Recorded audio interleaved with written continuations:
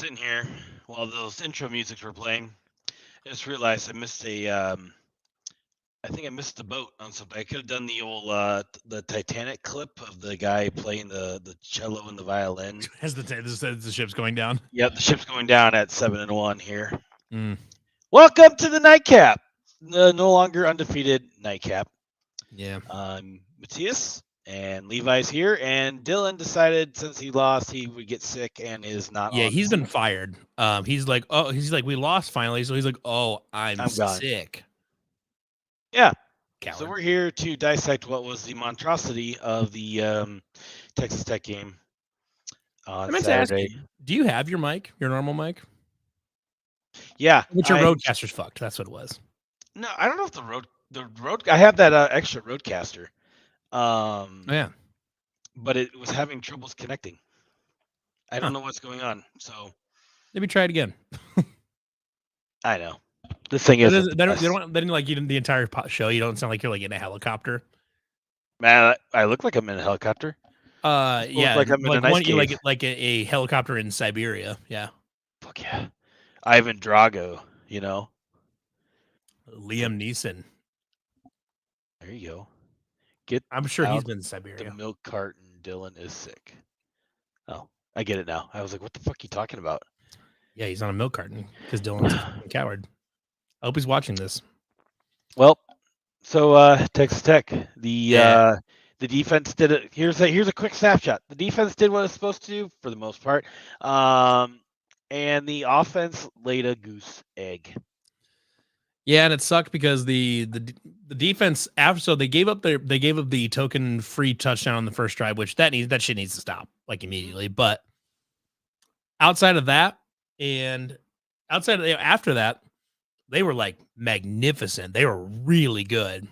Like I think it was because I think Texas Tech through the first two drives had like 138 yards or something like that. Yeah, not a bad offensive team out there in Lubbock. But then up like through like the middle half of the game, like by the time they get to the fourth quarter, they had like 162 yards. They could not move the ball forward for 2 quarters basically. Yep. I mean, the defense was outstanding.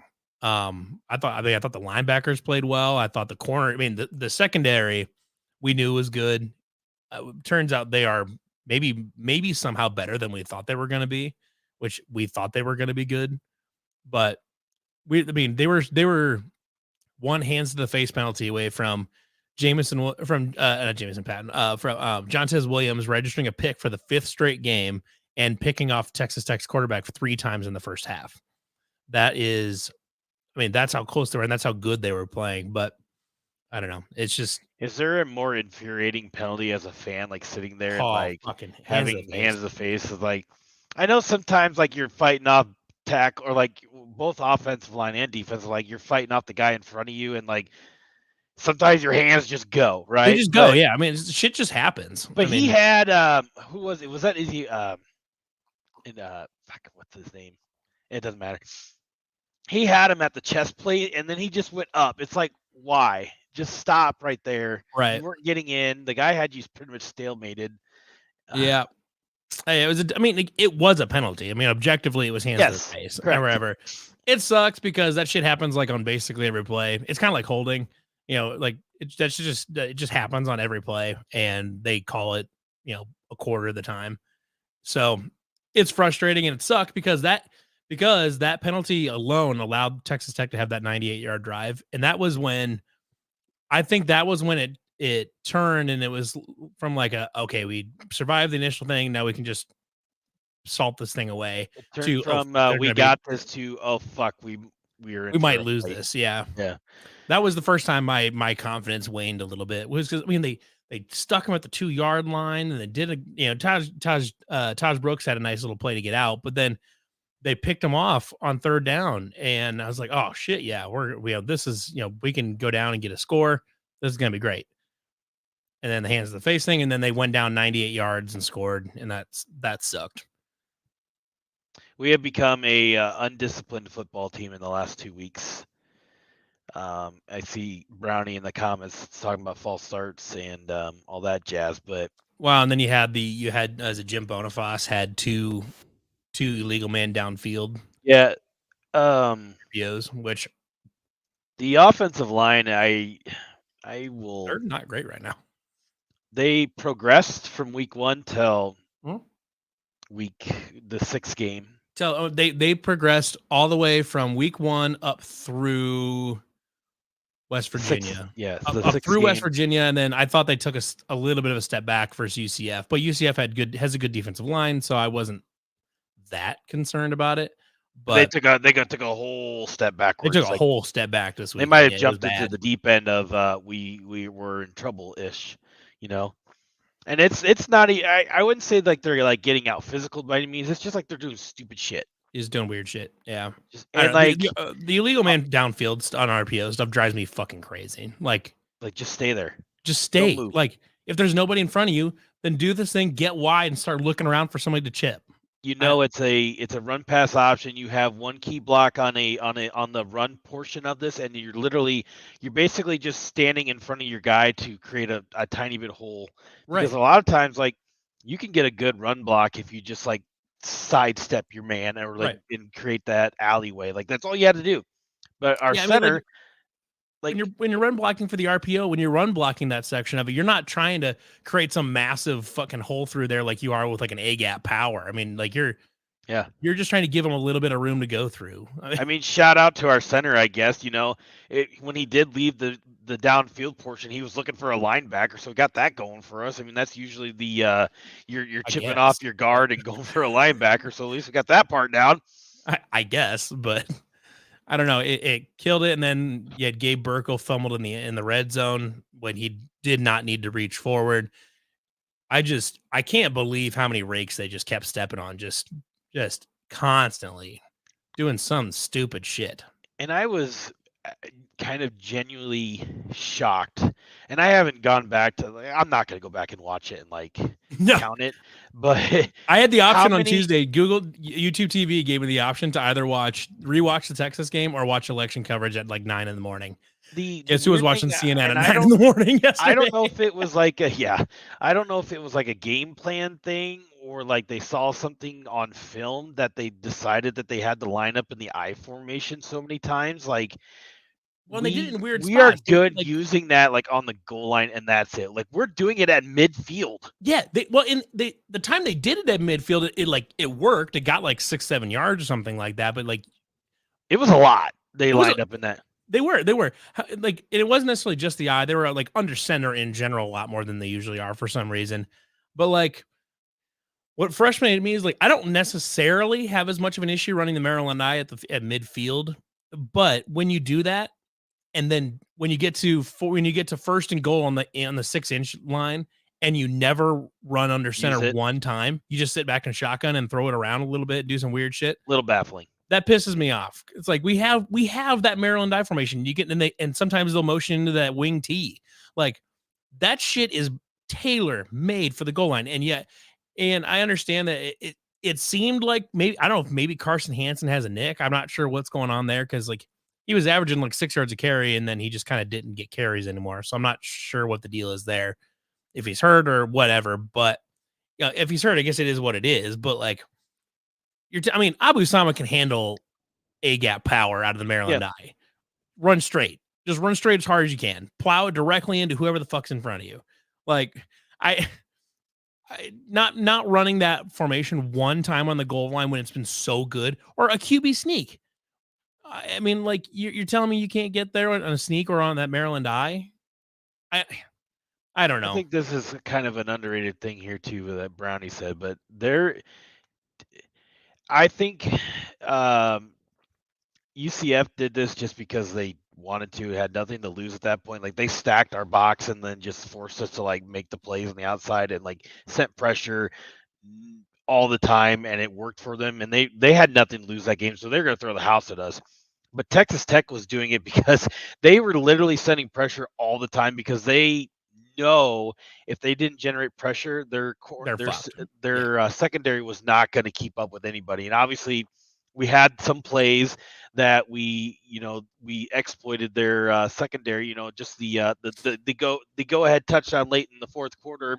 Case in point is their secondary couldn't tackle, but they were getting home with all of their pressure for most of the entire game that it didn't really matter. We couldn't even get the ball to the wide receivers, or Rocco couldn't get his feet set. And that's another thing is our quarterback is I've got happy bouncing. feet right now. It's Yeah, bad. he is bouncing, and the feet are not calm, and it's causing inaccuracy issues. Um, I don't know if necessarily if he's seeing ghosts, but the feet are a big issue, and they need to settle down because and rightfully so. He might not be trusting some of the protection just because everybody's sending the house every time, but yeah, those feet got to get planted into the ground, and he's got to rifle it because it is not going well right now. Well, it's strange because last year he graded out as one of the best quarterbacks in the FBS against the blitz. So then you see it this year, and now he's got and he handled it pretty well for the first 5 games of the season, and now the last 2 games that he's spooked or something. I'm not sure But what's these going last on. 2 games, the pressure has been Oh, like, they've dialed it up quite a bit. It's not just yeah, an occasional blitz; it's they are coming with people.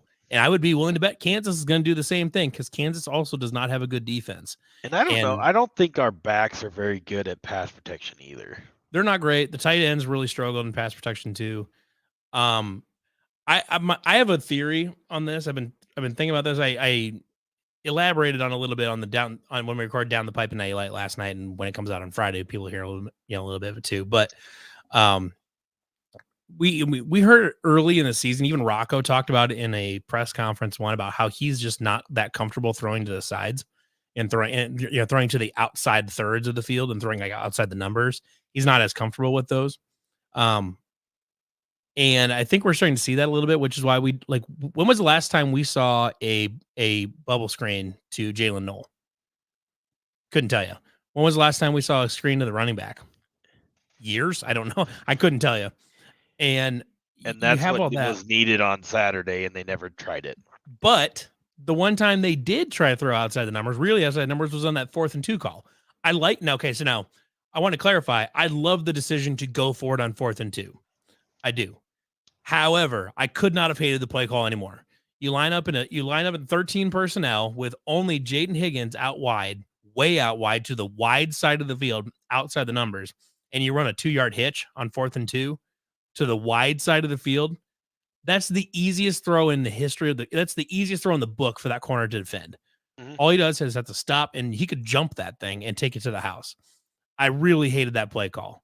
If you're in a heavy set like that and you got Carson, you can get Carson Hansen in the game or something like that. Let him plow ahead. Let him do anything except that. I don't understand why that was the call. I don't know. That one baffled me. Yeah, I don't know. We don't have an offensive coordinator problem, but yeah, Fancy Rex is exactly right here. Shallow crossers would have been great there. Would have loved some mesh. We concept. don't have, how should I say this? We don't have an offensive coordinator problem because I think Taylor Mauser is a pretty smart individual. He's young and though. can adapt He's and young. stuff like that. But I think there's a little bit of, and I was trying to express this, I think Sunday in our Slack, but I think some of these teams have kind of, and he talked about the tendencies and things like that into the bye week, but I think some of these teams have maybe caught on to some of the They're starting to tendencies a figure little something bit. out. Yeah. And now it's up to him. I think this is the first real adversity as an offensive coordinator and that he has faced. And I guess it comes at I don't know if it's a great time or like we're thankful that the adversity came when we're 7-1, Mm-hmm. or this couldn't have come at a worse time when we're in the most important stretch of football for the in terms of getting to the Big 12 championship. But he's got some things he's got to figure out play calling wise. The quarterback, what can we dial up to help him settle down early in the game? Because I do think that these last two games have shown something on film that the Kansas, the Cincinnati, Cincinnati could, just as easily perform the same way that Texas Tech and UCF have. And then obviously Utah and Kansas State, they're going to see those same things, and they're probably going to try some of the same things to get on under his skin and get the offense out of whack. And this offense is too talented enough with the skill position players. You could argue that the offensive line might be whatever, but they're too talented at wide receiver. They got some talent at running back, obviously, and if tight end gets healthy, you're back to full blown. And maybe maybe the Ben Bramer missing him was playing a lot more of a I factor thought than that we was really wanted to impactful. believe.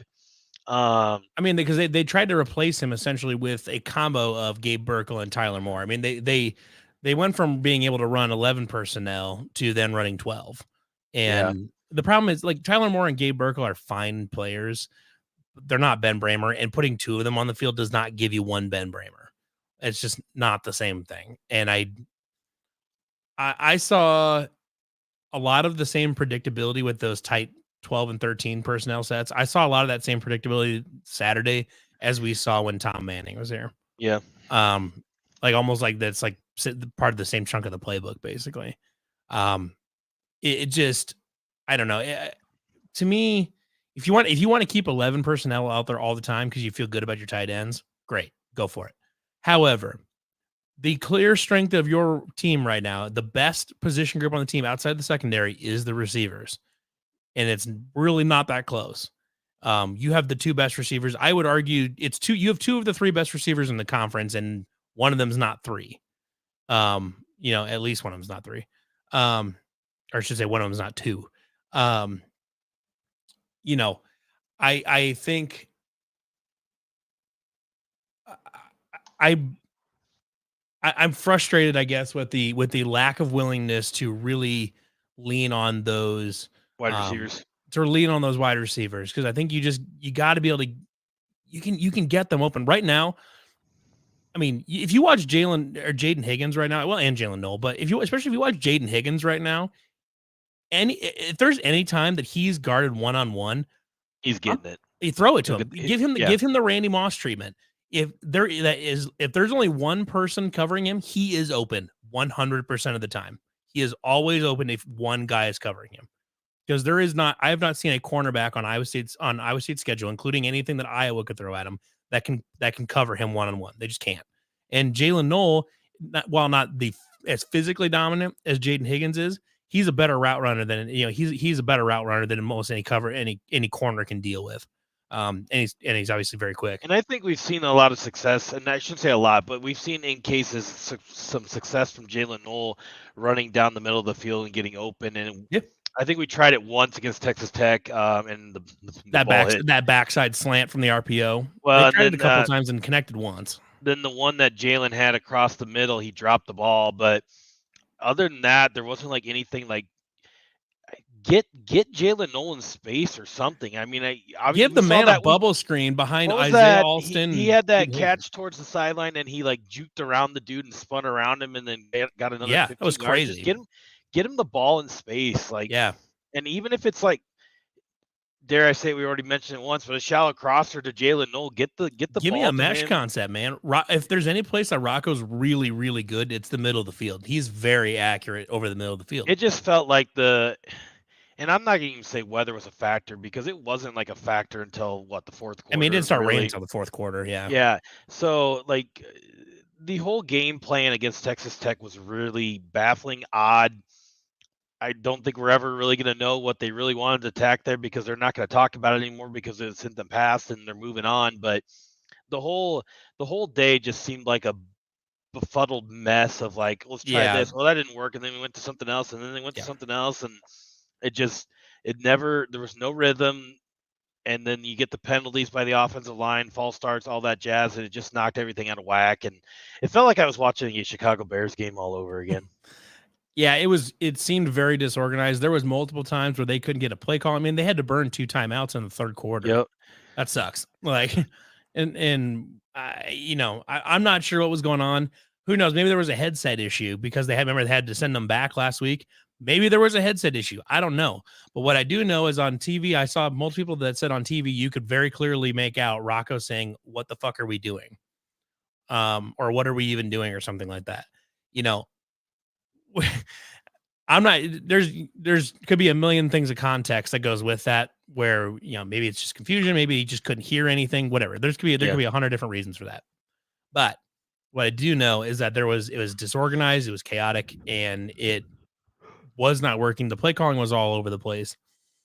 One thing I want to commend Tech on, because I thought Tech called a nice game on offense. I thought for as dominant as the secondary was playing, their offensive play calling, especially on that last drive, was good.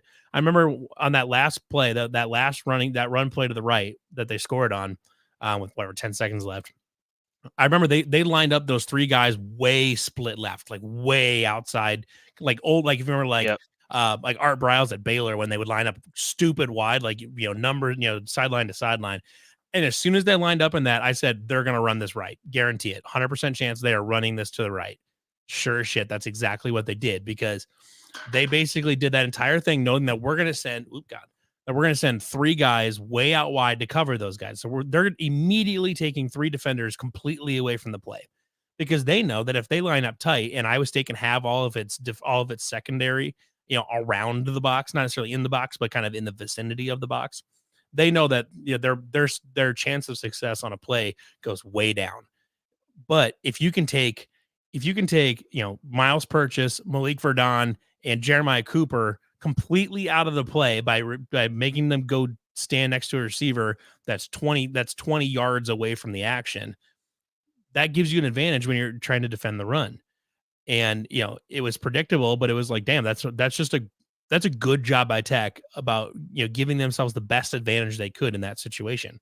So Tech deserves a little bit of credit on that too. Well, But I think you can just give the whole game credit to Texas Tech because I mean they played well. They played their best game of the season. it wasn't like, I mean, they're the highest rated offense in the Big 12 for a reason. So they don't have like there's not a bunch of idiots running the offensive scheme there for Texas Tech. They got players on offense. The wide receivers are pretty good. But obviously their thorn point is their defense, and they masked it up pretty good by sending pressure. And they utilized the clock on offense to basically drain the game and score their touchdowns when they did. And get get their wide receivers in space, and they basically were like, oh, we'll take 6-yard passes the whole time, and it shortened up the game.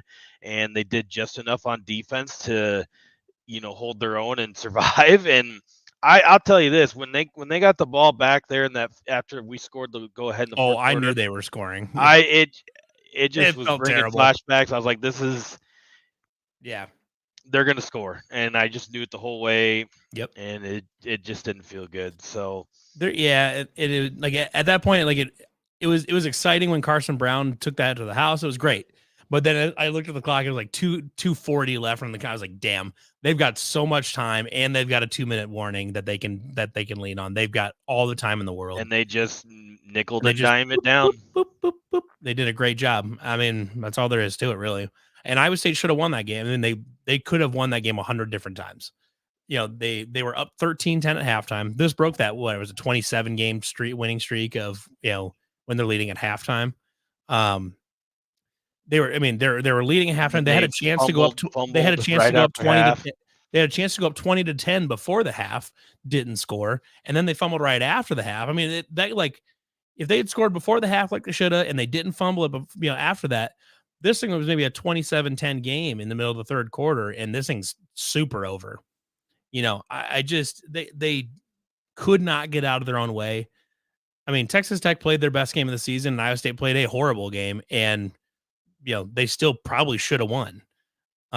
Which, take that for what it's worth, I guess. You'd hate to, you don't like that at the end of October and the beginning of November. Iowa State has played by far its two worst games of the season. Don't love that. Nope. But if you want the silver lining, it's they've played by far the two worst games of their worst games of the season. They won the first one, and they should have won the second one.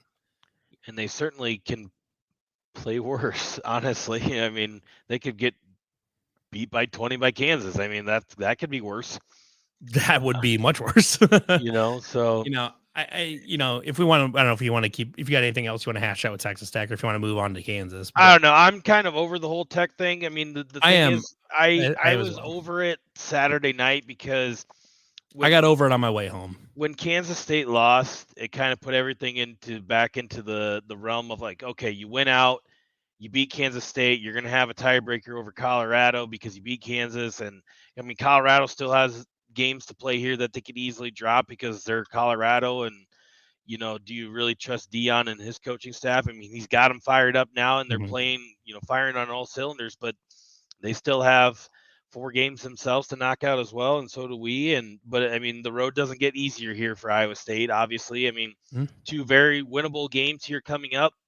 Going into Arrowhead on Saturday against Kansas, I would say Kansas is probably playing their best ball. I know they just lost to Kansas State in horrific fashion, but they're playing their better ball of the season. They're still 2-6 or whatever it is, they're but 2-6 right they're a now. dangerous 2-6 team.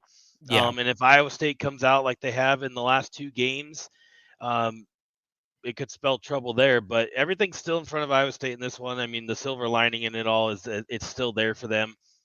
You win the conference championship game, you're in the playoff. That's all there. And even just getting to the Big 12 championship would be a huge milestone as well. Again, obviously we've already been there, but another trip to Dallas to not play Oklahoma would be great. So, you get a winnable time and winnable chance in Dallas as well, and then you're in the college football playoff. But we need to get some guys healthier here, Ben Bramer and all that jazz, to get him back to be firing at all cylinders there. The defense is holding their own with the injuries that they have.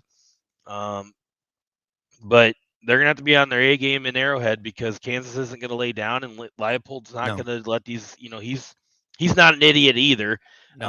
I mean, anybody who can coach up Kansas to be consecutive bowl teams prior to this season is no dummy either. So, and Iowa State has lost 2 in a row to Kansas. So that's in the back of your mind. They've had Matt Campbell's number here the last 2 seasons. I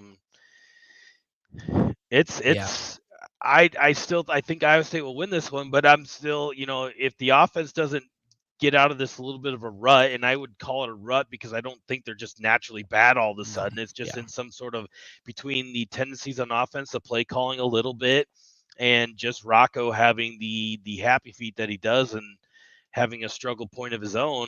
I mean, this is the first real time that we've seen Rocco struggle since the first 2-3 weeks of the season last year. So, and he eventually carved his way out of it. But I still think this team needs to go back to that Nate Shieldhouse realm of let's air it out a little bit, get 300 yards passing, and see what happens. Or even just like they did early in the season, and just get quick passes off to start the game, get the guy in rhythm, and then just let the rest of the game come to him from that point. I don't think we do a very good job of getting Rocco in rhythm to start, and this weekend we need to do that.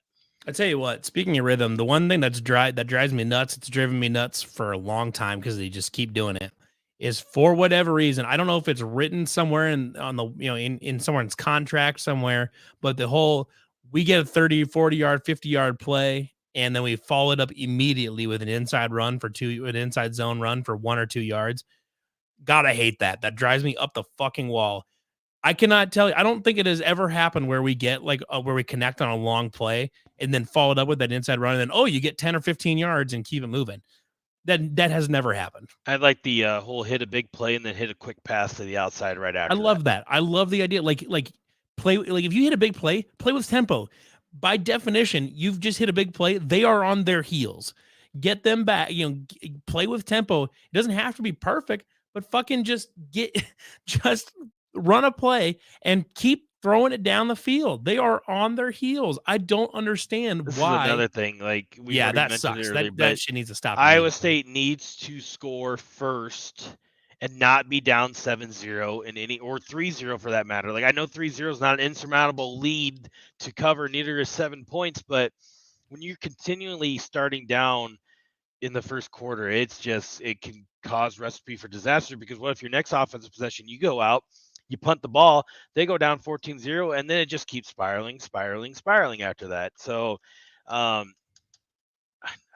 Iowa State's defense matches up really well against Kansas's offense. I mean, they obviously Jaden Daniels is a running threat, and we've had a little bit of trouble with some running threats at quarterbacks, and that kind of stretches out our defense a little bit and puts pressure on it. But he's a little different kind of running threat, though. He's not like the physical take the read option and pound it down the middle. It's another one of those games where you force the guy to throw the ball. Jalen Daniels can turn into a turnover machine very quickly. Mm-hmm. If you give him time, he can take apart your defense. Yep. But if you get just a little pressure in his face, like one guy, and make him scramble around, that dude will give you the ball multiple times a game. Iowa State is the best turnover forcing defense in the conference, and it's not even close. This game is made for you. You have a turnover prone quarterback. that, like, if you can make him play from behind and make him throw into your secondary, he will give you the ball. Guarantee it. He will give you the ball. What's he at right now? Let's check him out. Surprising that he's made it this far into the season and it hasn't been hurt yet. He has 9 interceptions on the season, 11 touchdown passes. 9 interceptions, and he's got a couple lost fumbles too. 56% completion percentage. Awful. I mean, he's just bad. Like, he's just not, like, he's interesting to watch because he's such a good runner, but like as a thrower of the football, he is inaccurate, inefficient, and will give you the football. I mean, you really got. I mean, he's inaccurate and all that jazz, but then you got one wide receiver you really have to keep your eye out, and that's Luke Grimm. Yeah. He's got 5 of those 9. 5 of those 9 touchdown receptions on the that season. feels like a good matchup for Darian Porter. Quentin Skinner, I guess I would call him. He's got the most, I guess, the longer average of the receptions out of any of them by like 7 yards. So that's another guy that, I mean, he's got 3 of the other, between 2 guys, they got 3 guys or 2 guys that have 8 touchdown catches. So you eliminate 2 of them, you can have a good day. But then you also got, I mean, Devin Neal, good running back, averages almost 6 yards a carry. So there's some worry there, but I would classify them as a better offense, like a similar offense to UCF, but just better at it. But they're also 2-6, so they're not quite as run heavy as UCF is. Correct. And their run game isn't necessarily quite such a power run game as UCF is, where they're doing lots of that they're doing inside read option type stuff, and they're running A gap power with the quarterback. Kansas is not gonna be doing that, but yeah, I mean, but it's still a similar challenge though for you. And I'm all for, in this game, take the ball first quarter, go down and score a touchdown. Gosh, I would love them to take the ball, go down and score, get the crowd into it, because it will be a pro Iowa State crowd. Get the crowd into it immediately. Still a ton of tickets left. Yeah, if anybody's on the fence of going. Yep. I don't know what it is with my teams between Iowa State and, I mean, Iowa State hasn't struggled on offense the entire season like the Bears have, but the refusal to take the ball in the first quarter and set the tone right away, it drives you nuts a little bit. I get that you want the ball in the second half and all that jazz, but come on, let's set the tone right away. Yeah. Change it up a little bit. Be spicy. Come on, Campbell. And they need the offense needs to establish some sort of rhythm. Get some easy throws to get Rocco going. If Kansas is bringing pressure, counter it. Run a bubble screen. Run a screen to the running back. I don't know. You do a draw play, something like that. I mean, just you gotta throw some counters out there that aren't just Rocco standing there and hope and make him make a play. I mean, give him something that would give him something to work with. Because it seems very obvious to me that he's just not super confident throwing out wide. It seems very obvious to me, and I think obviously it's scheming around a little bit, and I think the defense knows that too, because I think they're watching film and saying, "Hey, by the way, this guy will miss throws outside the numbers. He's not super confident out there." So they're basically packing the middle of the field and daring him to throw outside and say, "You're going to have to beat us that way." I mean, there's another opportunity this week for a defense that's less than average on both the run and the pass, and not quite as bad statistically as Texas Tech defense was. But I mean, there's areas in this Kansas State or Kansas defense that will allow you. I mean, they're like one of the worst. They give up the 96 in the country in yards per pass. I mean, it's there. Depends on if Iowa State wants to actually punish the bad pass defenses. We said Texas Tech has the second worst pass defense in the country, and we chose to try to run the ball. I don't know. That was a choice. It was one of the choices of all time. I'm not really sure why they went with that choice, but they did. And that was very, very frustrating. I don't know why it seemed like early in the season they were willing willing and really trying to do use the pass to set up the run type of thing, which that's what this roster is built for. I But then it seems like they've gotten away from that. And I don't know if they're just getting in their own head or what it is, but something's got to get ironed out with that offense. The offense is plenty talented enough where they can put up a 40 burger on anybody. But I mean, at a certain point, you got to just decide that you're the better team and throw a couple fuck you balls at Jaden Higgins and watch him just moss some people. I don't know if we're being hacked on our Facebook page or something, but I just got a notification that it says an ownership link for Ustaz Syed Abdul Qadir Al Jafri was added to your video. Okay. That's all right. Well, you keep talking. I'll find this out here real quick. We're being hacked. That'd be kind of wild.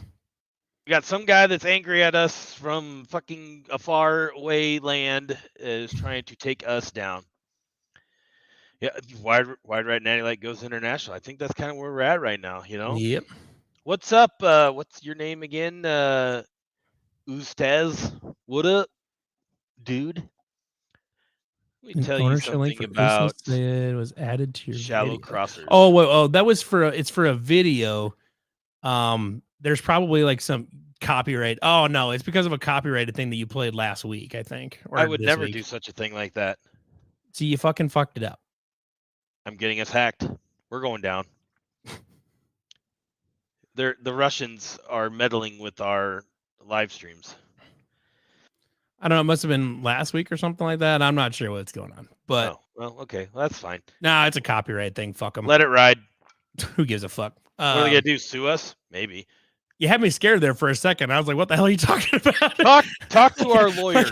How am I going to get on there and there's the whole site's been changed over to Arabic, and now there's an ISIS flag on for the profile picture or something like that. And it's like, damn.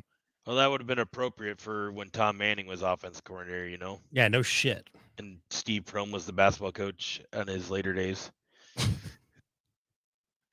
Yeah. Speaking of basketball, not to shift subjects, we'll go back to Kansas here real quick and talk about how that's going to fare out. But yeah, no, we're good. We're good. Basketball, obviously won against Mississippi Valley State. A lot of different combinations tossed out there. I was very, and I think it's just because of the opponent, but very bored. Yeah, I was only kind of tangentially paying attention for a lot of it, especially after the first 15 minutes when it was very clear that we were going to destroy them. My only gripe is scoring only 83 points against Mississippi Valley State kind of feels bad. I realized that they ran out 100 different lineups, just trying to see what works and what doesn't. Fuck around game, let's fuck around. They were screwing around. Yeah, they were just messing around. Which whatever, I guess. I mean, it is what it is. Offensively, I think our posts are going to be pretty, and obviously an upgrade offensively there. Yeah. Defensively, we'll see. Time will tell.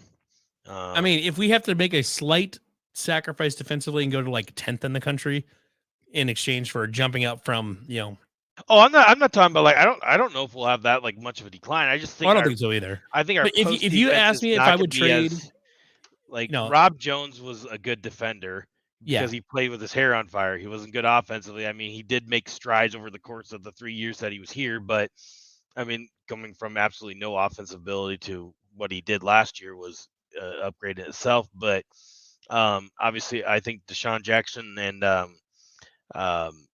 Josh Jefferson are going to be pretty good down there, down low. And we'll see what Chatterfield turns into be, but he seems like he can play down low and score some points too. But Jefferson is a humongous human being. We'll see what they do defensively here. I think Jackson can protect the rim if necessary, but he's not a Hassan Ward by any means. But he's a much more skilled offensive player. Correct. Yep. So if you told me that I could trade, dropping from the best defense to the 8th best defense and in exchange, we jump from the 35th best offense up to the top 20, I'd take that. Yeah. I'd take that trade. It's a good deal. Guards weren't really in a whole rhythm during that game. There was not the 3-pointers were a little off. Mommy was struggling a little bit from deep, coming off the bench. He's still going to play starter minutes. He actually had more minutes than Jefferson and Jackson down there. So That's not going to be a thing. I think it's just that we have so many decent players from 1 to 10. Um, you know, they'll be good. And Indrusitis has a little bit of bounce in his step too. I think once he gets a little more comfortable against some higher profile teams, I think that'll be a nice addition off the bench. Demarion Watson was buried again.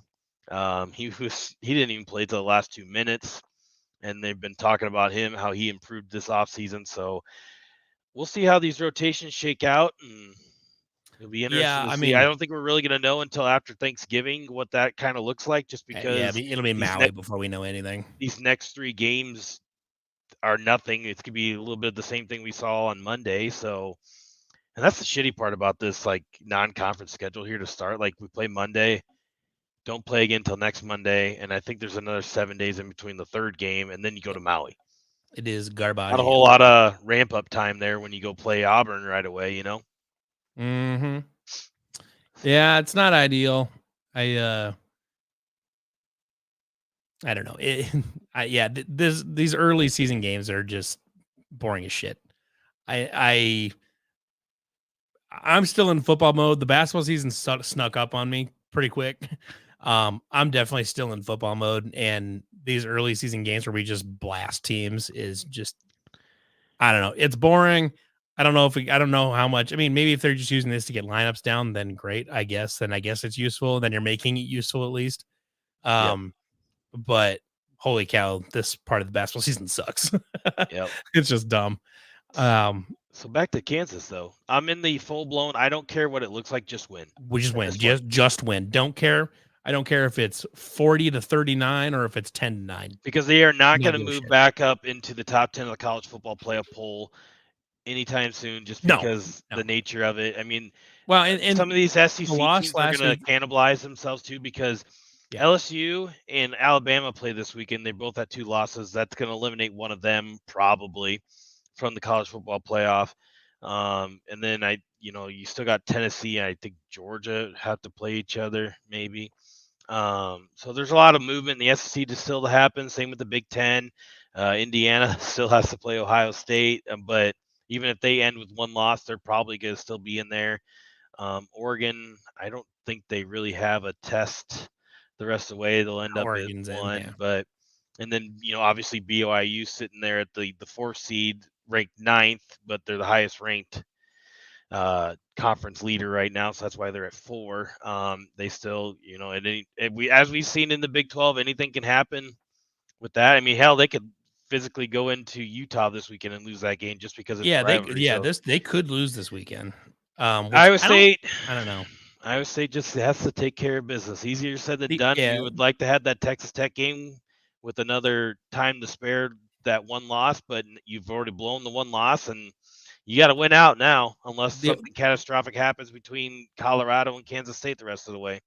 the only thing that changed last Saturday was that the at large idea gets a little bit murkier. I mean, like, probably I would say it basically took an at large bit off the table. I would say. Yep. Other than that, nothing changed in terms of the race for a conference title. Nothing changed. It's still win out and you're in. That's all there is to You it. would like Colorado to spot you another loss, because then if you lose another one, then you just still beat Kansas State. You're still in. Yeah, I mean, if the you Big drop 12 it, if title you game. drop the road game to Utah and you still beat Kansas State, then you can get in if Colorado drops a game. But you don't have to do that if you just went out. Yep. And I mean, in Kansas State, while they have talent, has not been looked impressive in a long time. They haven't had an impressive win, for I don't know the whole season. They've looked kind of janky in most of their wins. Mm-hmm. They're every game on the schedule is still winnable. They're still going to be favored in probably all of them. It's still, it feels bad right now, but I don't know what the line is this weekend. Is it probably 9? For Kansas, Yeah, it was 3.5. 3.5. Yep. Yeah, I guess it's yeah. That I feels think that's tight. a little bit. I think that's a little bit of a value based on Iowa State's previous 2 weeks. Yeah, I would. That's probably fair. And honestly, I don't disagree necessarily, but I think this is a game that you match up really well with Kansas, frankly, on both sides of the ball, and you should win this thing, and ideally, you should win by a couple scores, but win. That is all that matters, is getting the W on the record. That's all that matters. Yeah, at this point, I mean, you're not playing. I mean, you can play for style points if you want, maybe bump up a few spots on college. Doesn't even matter at this point with the at-large being gone. For the scope of it, yeah, your goal is to get to the Big 12 title game and take your chances there, and you have to win to do that. So just win. That's the rest of the way. Win. That's my motto. I don't care if it's by 3, 2, 1. Just win. Iowa State still controls their own destiny. That's all there is to it. And I mean, sure, would it be great to get the 10, finish 10-2 to win, get the 10-win monkey off your back? I mean, yeah, but it would kind of feel bad having starting 7-0 and then finishing 10, finishing 3-2 would feel bad. Even if I think at the end of the day, like in 5 years, we'd look back at that and be like, okay, they won 10 games. That was great. And you might forget about some of the feeling bad moments there, but in the moment, when everything is so like college football playoff driven and conference championship driven now, compared to the bowl games being a lesser thing, you just at this point it doesn't matter how many games you win and what, because if you don't win your conference championship and make the playoff, it doesn't really matter at the end of the day, because while the bowl games, like we're all going to sit there and watch it and enjoy it, one more football game for the year, like I mean, some of these guys may not play, or the other team's players might not play. Iowa State, in terms of like some guys that could go to the draft, you might have a few guys sit out this year. But I bet Higgins and Knoll sit out. Yeah. So I mean, it's just like, the bowl game win would be fun and all that jazz too. But you really you got to get to that conference championship now at this point. Like I think anything like besides that would feel like a little bit of a letdown for quite some time. As long as they don't go to the damn Liberty Bowl again. Fuck that, man. I'm so tired of Liberty Bowl. You win 3 more games, 2 more games. Don't have to worry about it. Yeah, you're kind of past that point. If you get off the 7-win mark, you're probably not going to the Liberty Bowl. Yeah. So, I still remain positive about this team and feeling fairly good about this weekend. But, I don't think there's anything to not be positive about, like the team in general. Like they've had a rough patch. And the team is still uber talented at, for all intents and purposes, the quarterback's struggling, but he's still talented. Wide receiver's still talented. Your tight end group is still talented, just in a bit of a rut. Not a great time for a rut, but you're in a rut. So now you got to climb yourself out of that rut and make do. Score some points. That's all there is to it. Get to 30 and let the defense do the rest from there. Easier said than done. Yeah. You want to do some predictions, or what do you think? I'm going to go 24-21 Iowa State. I'm going to say 27-20. Good guys. But I hope it's more. Yeah. I would like to see more, because if they can put it together and and get a multi-score win, that feels like it's okay. We've got the shit back on track. Now we can have Cincinnati come to town and put up a good game there. And Cincinnati ain't no pushover, so you can't. Did I see some weather issues in Kansas City this weekend? Is there? I thought I saw somebody post that on the old Twitters first, but I'm looking now. Get out of here. What is this? There we go. Thank you. Let's go to the AM showers on Saturday morning. 2:30 kickoff though, so should be all right. Word.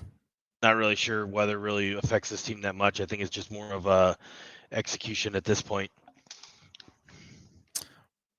Speaking of Arrowhead Stadium, did you know this fun fact that friend of the show, Colton Etten, was the original, and I don't know, maybe he still is, the guy running the camera on the Taylor Swift cam in Chiefs games? No. Colton Etten is the one running that camera. Interesting. Yeah. I did not know he was down there.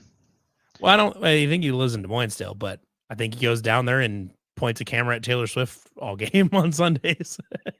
That's a job? Yeah, he owns a company. He has his own company where they do video work and like video production and stuff like I that. see. Where they shoot commercials and stuff like that. But I guess the NFL called him, and he is in charge of that camera now. Boy, what a time! What a time to be alive. Yeah, this is Roger Goodell. We need you in Kansas City every home game. To watch Taylor For Swift. what? We need you to point a camera at Taylor Swift. Such a random. Okay. Yeah. Thanks, Raj. Word. Jesus. Well, you can go down Saturday for the game, hang out, I should stay text for him. the Chiefs play on Sunday against the Broncos, I think. Yeah. Fuck, the old Chiefs here. They're not really doing much impressive, but they're winning. It's pretty much all they ever do. It's gonna bite them one of these times. They play with fire a lot. Like they play with fire. They're like the Iowa State version. I was gonna say, it's like I feel like I already cheer for a team that does that. Yeah, they're like the Iowa State version, but they continually win, and we failed to do that against Texas Tech. Yep. Sad. Thanks, Obama. Gosh. Glad there's nothing else going on this week. We can focus. Yeah, I'm glad the election season is over. I mean, oh God, it's not going to be with the hot takes from both sides, but I'm glad that is over. You don't have to see any more political ads during games anymore. Yeah. God, that sucks. They really ramped up that on Saturday and Sunday for every football game possible. Now we get Christmas commercials. I'd take that over election commercials every day of the week. Oh yeah, you could show Christmas commercials in July if I'd never had to see another election commercial. I was in Boone at a gathering. I think it was at the end of September, and my wife and I stopped before we went back to the hotel. Stopped at the Boone Walmart. This is like September 20th, something in that range. And Boone Walmart had Christmas stuff everywhere. Yeah, I feel like in September. I may be like stereotyping here a little bit, but I feel like Boone has a lot of people that keep their Christmas lights on the porch all year. Probably. I mean, I don't keep them like visible on the porch, but they get tucked up inside, and they are functionally on the porch all year. So I'm not throwing stones in a glass house, but I mean, it's practical. Like if you can get them up there and just leave them there, and nobody says a thing, like I don't have to do it next year. My neighbor and I have this pact of solidarity. She leaves a big metal chicken in the yard year round, and she leaves Christmas lights on her patio, on her deck, and shit like that. We both wait as long as we possibly can to mow the lawn in the spring. We've got a good pack. She's the one that made all the hot apple pie schnapps for my wedding. Shout out metal Susie. Chicken.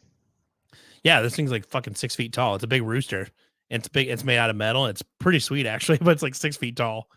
It's just in the front yard with some other shit. Speaking of chickens, I got a sales call story. Oh yeah, was on a sales call Monday, and I was with one of our salespeople, just doing a ride along, all that good stuff, and we pull into this farm, and they got fucking cocks everywhere, just cocks everywhere, roosters. Right. Love cocks. Yep, lots of cocks. We get out, and this lady, we talked to her. She's the one who buys all the stuff for the farm, and she's got the roosters, and then there's these cats walking around. Well, one's like hobbling around. I'm like staring at it. I'm like, what is up with that thing? She could tell, like I was looking at this thing. Like she goes, oh yeah, you're probably wondering what's wrong with that one. I'm like, the farm cat. Yeah, I'm like, kinda, not really, but she goes, the mom ate the leg off of that cat. I'm like, Mama cat ate the leg off the baby cat? And she's like, I don't know if she was possessed or thought it was infected or whatever. She ate the leg off this cat. So it's down to 3 legs. Like feed the cat? Like, was it hungry? Yes. She's like, these are the most spoiled cats in the world. And they don't eat like the normal cat food from Baumgars or Menards that you can get. You got to go get the high dollar shit that she feeds these things. But the mama cat ate the leg off of the cat. And then we're not done yet. So our salesperson there, they got this other cat that he had all 4 legs, and he like parkours, like jumps up on top of him, like just out of nowhere, like attacked him. It was hilarious. And then all of a sudden you're like, gobble, gobble, gobble, and a fucking turkey is fucking walking. And this thing was eyeballing me, like wanted to square up and fight me. But another turkey story. We're getting way off, but we're filling some last minute stuff here. I'm helping our propane guys out last winter, and this lady calls in. She says needs her house filled. Okay, I'm in the area. I'll go by. So they got this gate blocking their driveway, and I'm like, okay, well, obviously need to get in there to fill their propane tank. So I open the gate and I back in. I get out of the truck, and she's like, she comes running to the house, waving her arms, like, hey, hey, hey. She's like, our pet turkey is out. I'm like, what? And I look over there, and this thing's got his fucking feathers out, like just wider than shit. I'm like, to fuck your shit. And I'm like, she's like, oh, he's nice. I'm like, I'm not like afraid of turkeys or anything, but it was just like, you're like pet turkey, and then I look over and it's fucking flared out, and I'm like, that's interesting. So she stood there as I'm filling this propane tank, keeping this turkey away from me, and this thing's fucking massive. Like I've never seen it, and it's probably because it's older. Hasn't been shot by hunting and all this other stuff, but it's probably one of the bigger turkeys I've ever seen. Did I send you guys that like picture or video of when I was going to look at a driveway, and this is my old job or whatever, and I was on an Amish farm, and we were talking to the lady that talking to the wife that was there or whatever, and I turned around and her kids were sitting on a like a feeder bin lid getting drug around by a horse. It was like Amish water skiing, but on the snow. It was hilarious. Fantastic. I was like, those kids are having the time of their life right now, because they're just sitting there. There's a horse that's booking it down the road, and there's like 6 inches of snow on the ground. They're just sitting on the feeder bin lid, holding onto the ropes, just going right down the road. Coolest thing I've ever seen. I was like, God damn, I kind of want to be Amish now. Well, I don't know if there's like an Amish like movement or something, but like there's been some Amish that moved into like the Boone area, and at the Farm Progress show, this guy shows up. And he's like, hey, who do I talk to about propane? And he's Amish. And I'm like, well, sure. Us, whatever. And one of our sales guys gives him a card. I'm like, I don't think they have a phone, man. Well, sometimes it depends on what they are. Yeah. Like Eastern Iowa has a ton of Eastern and Northeast Iowa has tons of Amish people or whatever. It kind of depends. Sometimes they don't have anything. Sometimes they have like one family cell phone that's just what they have. Yeah. Or whatever. I don't know. There doesn't seem to be any hard and fast rules on what they can do and can't do, because then you get they buy a brand new tractor and then throw some metal wheels on it, and it's just. Well, then they don't use electricity sometimes, but then you're like, okay, but they've clearly got service running to the farm. Yeah, you got a furnace running on propane, so there's electricity there. Yeah, they don't have it in the house, but they'll run into the hog building and stuff like that. And it's like, okay. Yeah, it was just kind of interesting. I'm not familiar with what the rules are, I guess, but. It's always funny, but man, I wanted to sit on that grain bin lid and just down the road. That looked fun as shit. It's fun to watch Amish build barns. Oh, they're great at it. Yeah, they're so good at it. Fantastic. There was one when I was looking at a bridge up in Howard County one time, which I don't know if you know where Howard County. That's like Cresco, way up there. We were looking at this bridge outside of, probably fit down 15 minutes away or something like that. It was an old bridge that hadn't been there for a long time. But we were gonna dig the whole place out, clear and grub the whole place, and put new three span beam bridge through there. And we got there, and we had found out that in order to cross the river, because there was an Amish school on the corner right across from where this bridge was going to be. Mm-hmm. And what we had found out is that they had installed they had built a zip line to go across to go back and forth across the river. There was like a chair on like a chair on it and everything. They had 2 poles and a zip line to go back and forth across the river. I was like, that's sick. Fantastic. Yeah. Amish. Yeah. What a life. Not for me. There's some days I wouldn't mind it, but like a day here, a day there type of thing. I'm not trying like to yesterday. Do that. Yesterday, I'd have been fine being Amish. Being Amish on election day sounds awesome. But, high turnout of Amish voters this year, apparently. Saw that. Was it really? Oh. Yeah. Now that we've become an Amish podcast. Welcome. You may never see this, but I've Guten Abend. I I've been slowly learning German over the last year. I'm on like a 350-day streak on Duolingo for learning German. Nice. Yeah, and actually, was it just yesterday? I successfully jumped into a German speaking Magic the Gathering streamer, and I went in there and actually left a couple competent German competent German comments in the chat, and she responded, and I was like, hell yeah. She's like, I said something along the lines of like, hey, this is cool or whatever, I can practice my German. She's like, oh, sehr schön. And I was like, thank you. It felt so good. It felt so good having somebody like validate that, like, hey, what are you doing to learn Amish? Funny, actually, there's a funny story about that. So I'm using Duolingo though. It's great. It's fantastic. I'd recommend Duolingo. But actually, funny story about that. So one time I accidentally got over my skis with that because I went to the Quick Star in Marion, and there's an Amish kid that works there. And I went there one time and accidentally left. I checked out and then left and like you said, Dankeschön as I was walking away, which is thank you very much. Remember, and he started wheeling out full blown German, like fluent German after that. And I was like, I don't understand. Slow down, dude. This was my fault. This is on me. And remember, so I got over my skis a little bit doing that one time. But like, because most people don't know that Amish people like are like taught German when they're kids. Oh, so sprechen Sie Deutsch. Yeah, sprechen Sie Deutsch. Yeah, and so yeah, I got over my skis with that one because I didn't know he was Amish. He was not like he was not like as clearly Amish as a lot of Amish guys are. Yeah, recommend you look up the Amish Armada band on YouTube. We had them play at a party once. Awesome stuff. I bet. I mean, I have no doubt that I don't like an Amish rock band sounds dope as hell.